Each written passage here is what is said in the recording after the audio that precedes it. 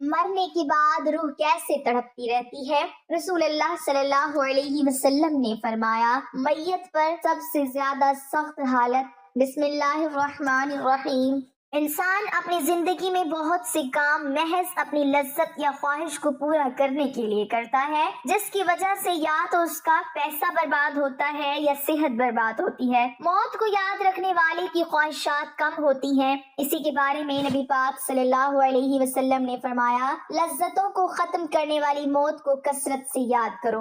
بارگاہ رسالت میں عرض کی گئی، کون سا مومن زیادہ عقل مند ہے؟ ارشاد فرمایا، موت کو کثرت سے یاد کرنے اور موت کے بعد کے لیے اچھی تیاری کرنے والے، یہی لوگ زیادہ سمجھدار ہیں۔ ہر شخص کی جتنی زندگی مقرر ہے اس میں نہ زیادتی ہو سکتی ہے نہ کمی۔ جب زندگی کا وقت پورا ہو جاتا ہے اس وقت حضرت اسرائیل علیہ السلام قبض روح کے لیے آتے ہیں اور اس شخص کے دائیں بائیں جہاں تک نگاہ کام کرتی ہے فرشتے دکھائی دیتے ہیں۔ مسلمان کے آس پاس رحمت کے فرشتے ہوتے ہیں اور کافر کے دائیں بائیں عذاب کے۔ اس وقت ہر شخص پر اسلام کی حقانیت آفتاب سے زیادہ روشن ہو جاتی ہے، مگر اس وقت کا ایمان معتبر نہیں، اس لیے کہ حکم ایمان بالغیب کا ہے اور اب غیب نہ رہا بلکہ یہ چیزیں مشاہدہ ہو گئیں۔ مرنے کے بعد مسلمان کی روح حسب مرتبہ مختلف مقاموں میں رہتی ہے، بعض کی قبر پر، بعض کی چاہ زمزم شریف میں، بعض کی آسمان و زمین کے درمیان، بعض کی پہلے دوسرے ساتویں آسمان تک اور بعض کی آسمانوں سے بھی بلند، اور بعض کی روحیں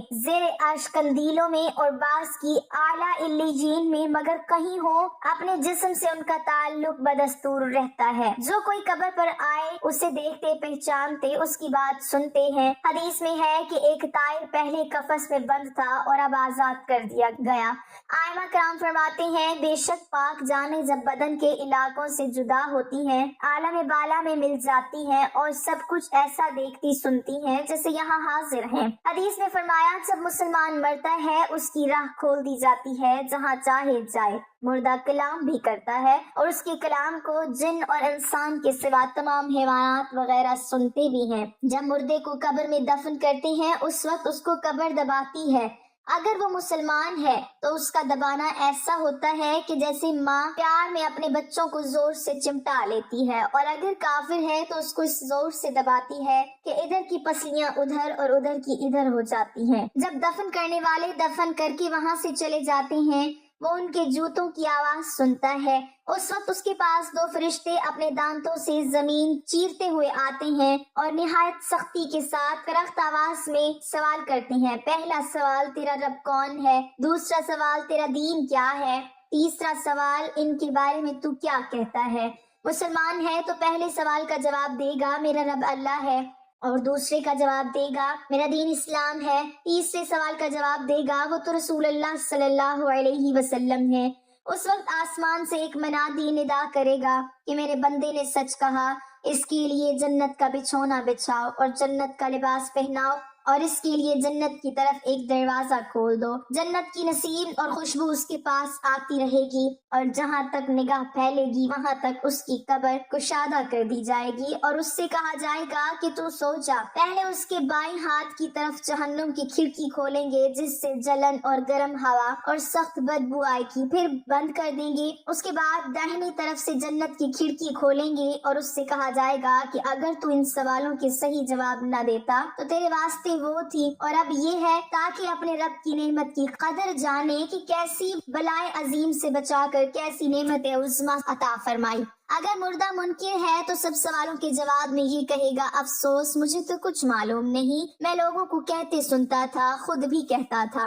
اس وقت ایک پکارنے والا آسمان سے پکارے گا کہ یہ جھوٹا ہے، اس کے لیے آگ کا بچھونا بچھاؤ اور آگ کا لباس پہناؤ اور جہنم کی طرف ایک دروازہ کھول دو۔ اس کی گرمی اور لپیٹ اس کو پہنچے گی اور اس پر عذاب دینے کے لیے دو فرشتے مقرر ہوں گے جو اندھے اور بہرے ہوں گے۔ ان کے ساتھ لوہے کا گرز ہوگا کہ پہاڑ پر اگر مارا جائے تو خاک ہو جائے۔ اس ہتھوڑے سے اس کو مارتے رہیں گے، سانپ اور بچھو اسے عذاب پہنچاتے رہیں گے۔ اعمال اپنی مناسب شکل پر متشکل ہو کر کتا یا بھیڑیا یا اور شکل کے بن کر اس کو ایذا پہنچائیں گے، اور نیکوں کے اعمال حسنہ مقبول و محبوب صورت پر متشکل ہو کر انس دیں گے۔ نبی اکرم صلی اللہ علیہ وسلم نے فرمایا، موت کو کثرت سے یاد کیا کرو کیونکہ وہ گناہوں کو زائل کرتی اور دنیا سے بے رغبتی پیدا کرتی ہے۔ سیدنا حسن بصری رحمت اللہ علیہ فرماتے ہیں، جس نے موت کی یاد دل میں بسا لی تو دنیا کی ساری مصیبتیں اس پر آسان ہو جائیں گی۔ ایک خاتون نے ام المومنین حضرت عائشہ صدیقہ رضی اللہ تعالی عنہا کی بارگاہ میں دل کی سختی کی شکایت کی تو آپ نے فرمایا، موت کو کثرت سے یاد کیا کرو، تمہارا دل نرم ہو جائے گا۔ ناظرین، حضور صلی اللہ علیہ وسلم نے فرمایا، موت کے بعد روح کیسے پکارتی ہے؟ میت کو سب سے زیادہ درد کب ہوتا ہے؟ مرنے کے بعد کا منظر کیسا ہوتا ہے؟ جانیے اس ویڈیو میں۔ حضرت زید سے روایت ہے کہ نبی کریم صلی اللہ علیہ وسلم نے فرمایا کہ میت پر سب سے زیادہ سخت حالت اس وقت ہوتی ہے جبکہ غسل دینے والا اس کو نہلانے کے لیے آتا ہے، اس کی انگلی سے انگوٹھی اتارتا ہے، جسم سے لباس اتارتا ہے، سر سے امامہ جدا کرتا ہے، اس کی روح بے چین ہو کر فریاد کرتی ہے جس کی آواز جن و انس کے سوا سب سنتے ہیں، اور کہتی ہے، اے نہلانے والے، تجھ کو خدا کی قسم میرے کپڑے بہت نرمی سے اتارو،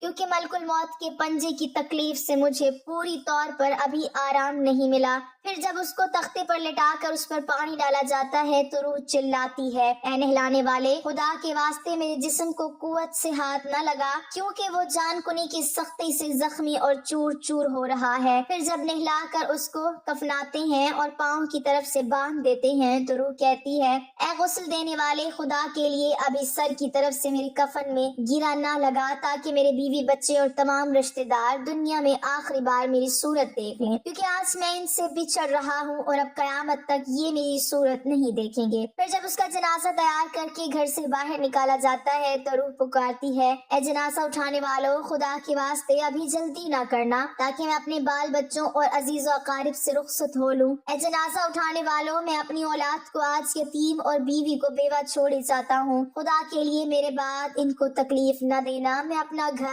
اور مال و اسباب دوسروں کے لیے چھوڑے جاتا ہوں، اب یہاں کبھی واپس نہ آؤں گا اور قیامت تک کسی کی صورت نہ دیکھوں گا۔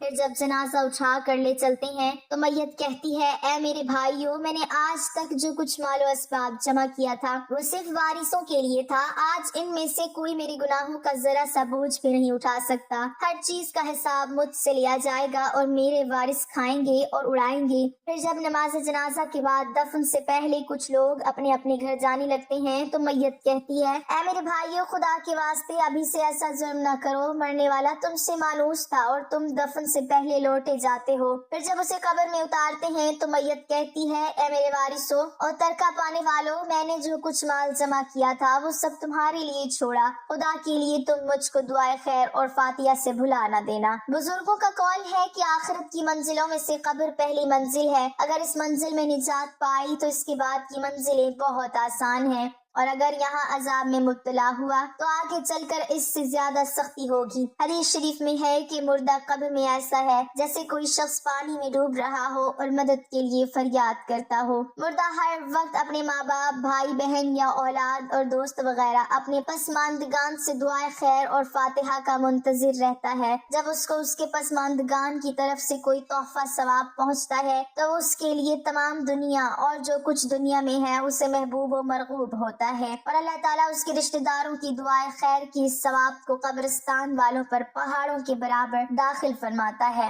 موت ایک دروازہ ہے جس میں سب لوگوں نے داخل ہونا ہے۔ حضرت عثمان رضی اللہ تعالی عنہ جب کسی قبر پر جاتے تو اتنا روتے کہ ان کی داڑھی آنسوؤں سے تر ہو جاتی۔ آپ سے پوچھا گیا، آپ جنت و جہنم کا تذکرہ کرتے ہیں تو نہیں روتے مگر قبر دیکھ کر روتے ہیں؟ کہنے لگے، رسول اللہ صلی اللہ علیہ وسلم نے فرمایا کہ قبر آخرت کی پہلی منزل ہے، لہٰذا اگر مرنے والا اس سے نجات پائے تو بعد کے مناظر اس سے کہیں زیادہ آسان ہیں، اور اگر اس کی تکلیف سے نجات نہ پائے تو بعد کے مراحل اس سے بہت زیادہ سخت ہیں۔ اور فرمایا کہ رسول اللہ صلی اللہ علیہ وسلم کا ارشاد ہے، میں نے کبھی کوئی منظر نہیں دیکھا مگر قبر اس سے زیادہ سخت ہے۔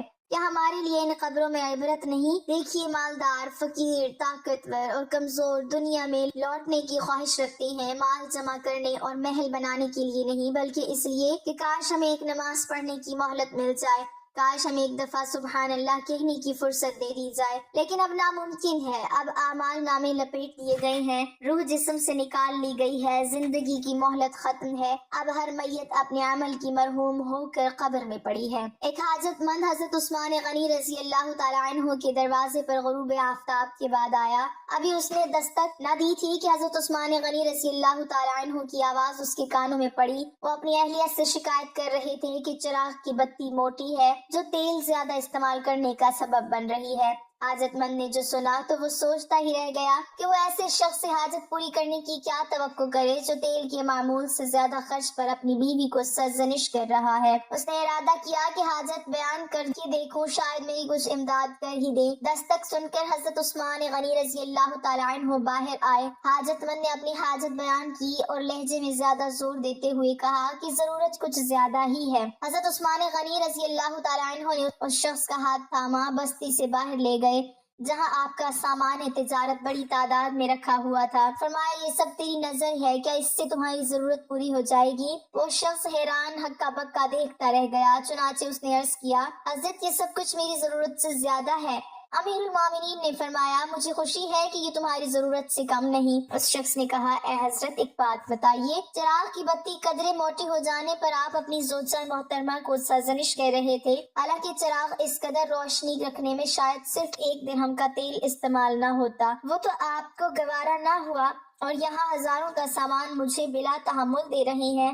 تب آپ نے فرمایا بھائی چراغ میں تیل کا زیادہ اسراف ہے اور زیادہ اسراف اللہ کو پسند نہیں، اور مجھے اللہ کے حضور اپنے اعمال کی فکر رہتی ہے۔ یہاں مجھے فکر اعمال لاحق ہے، اس لیے میں نے سرزنش کی، سامان تمہیں اللہ کی خوشنودی کے لیے صدقہ دیا ہے، اس پر اجر کی امید ہے اور وہاں پر حساب کا خوف ہے۔ اللہ تعالی ہم سب کو دین کی سمجھ نصیب فرمائے اور ہمارا خاتمہ ایمان پر فرمائے، آمین۔ ناظرین کمنٹ باکس میں اللہ تعالیٰ کے 99 ناموں میں سے ایک نام ضرور ٹائپ کریں۔